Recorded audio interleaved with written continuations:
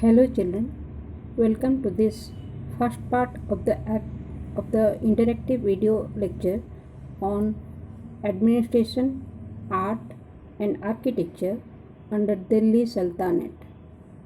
Part 1 covers administration. The rulers of Delhi Sultanate were Turks or Afghans. When they came to India, they brought ideas from Iran and Central Asia.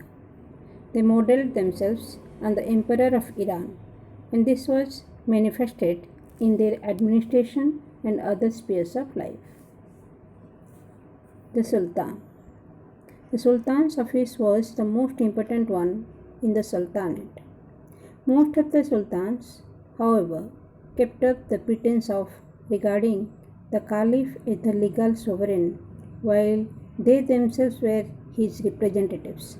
So, they included the name of Caliph in the khutbah and the sikka, and adopted titles indicative of their subordinate position to the Caliph. Sultans from the time of Part-1 started claiming that they had divine parts, also known as divine theory of kingship. They called themselves as Naib-i-Khuda, that is, deputy of God, and Jin-Ilahi, the shadow of God. The important sultans of Sultanate period were Iltutmish, Alauddin Khalji, and Muhammad bin Tughlaq. Powers of the Sultan. He was responsible for the safety and the security of the state. He was the commander-in-chief of the military forces. He was responsible for the maintenance of law and justice. For this purpose, judges were appointed. The Sultan acted as a court of appeal from the judges. A direct appeal could be made to the Sultan against any of his officials. The Ulema. The ulema, that is, the religious leaders and theologians, formed an important group in the Sultanate. Many of them were appointed to high offices and granted revenue-free lands. Though the sultans consulted the ulemas, yet they did not allow them to dictate the policy of the state. Many rulers framed their own laws along with the Muslim law. For example, Alauddin Khalji framed laws according to the needs of the state. The court. The court was considered as a symbol of power and glory of the Sultanate. The customs and the practices observed in the courts of the sultans have been described in detail by Ibn Battuta. According to him, there used to be a large audience hall called Hajar Uslun, which means 1,000 pillars. The pillars were of wood and supported a wooden roof, beautifully carved. In this hall, the Sultan used to hold public darbar. The Sultan came to the court dressed in grand attire. Even his personal bodyguards used to be dressed in a fine uniform and shining armor. The court. There were certain norms and etiquette which all the courtiers and the nobles had to follow. The arrival and the departure of the Sultan was announced by a group of officers in an impressive high tone. During Balban's reign, all the visitors had to offer sizda and paibas of the Sultan. When the Sultan wanted to honor a courtier or a visitor, he invested him with a khilat, that is, a ceremonial robe. The effect of all these measures was that the visitors used to be completely awed by the ruler and his court. The Delhi Sultanate Court.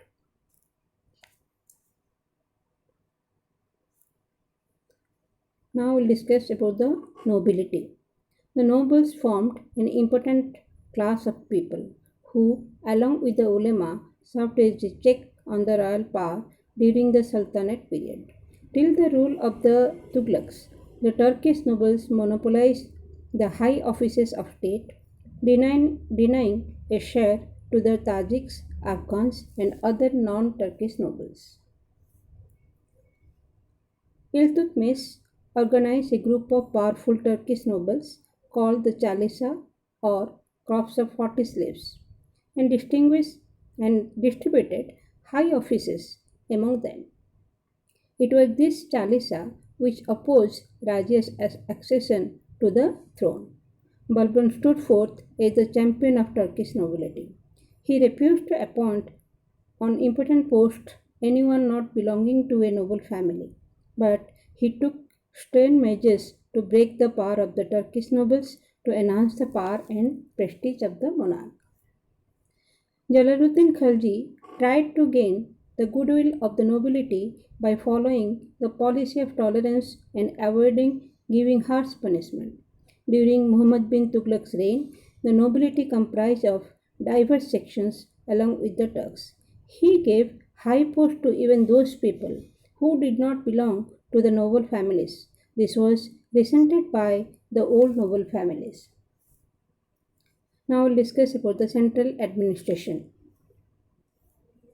The Sultan was assisted by a number of ministers who were chosen by him and remained in office till his pleasure. The four important departments, which were regarded as the four pillars of administration, were Diwan-e-Wijarat, Diwan-e-Arj, Diwan-e-Insa, and Diwan-e-Risalat. The Wazir was the most important minister, the head of the Diwan-e-Wajarat. The Wazir used to be an expert in revenue affairs who presided over a large department dealing both expenditure and income. The Diwan-e-Arj was the military department. It was headed by Arij-e-Mamule.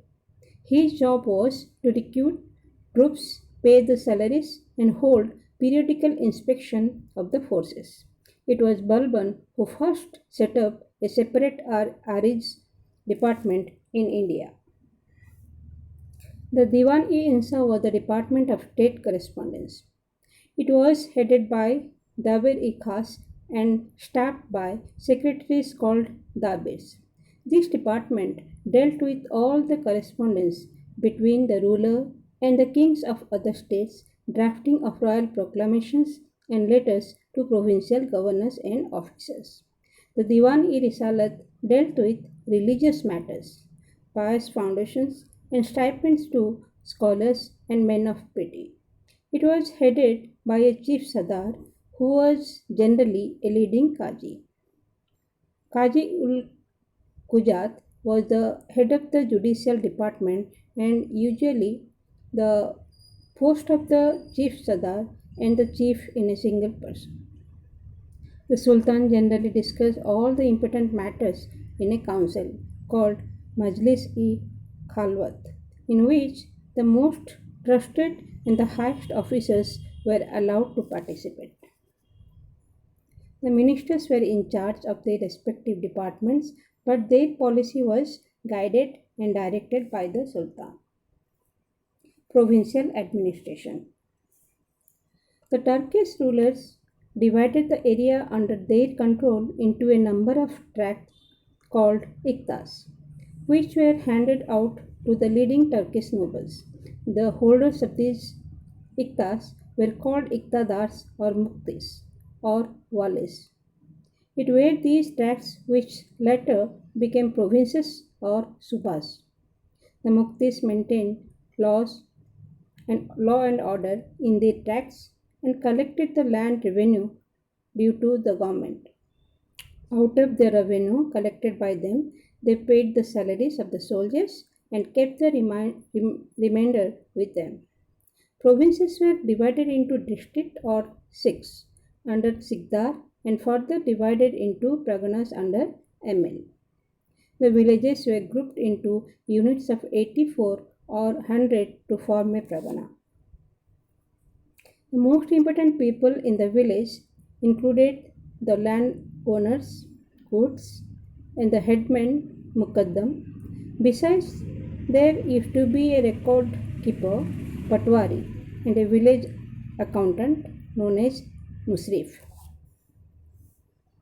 Revenue administration. The sultans had to incur heavy expenditure on their armies. The court, the royal household, and personal attendance of the king also required huge expenditure.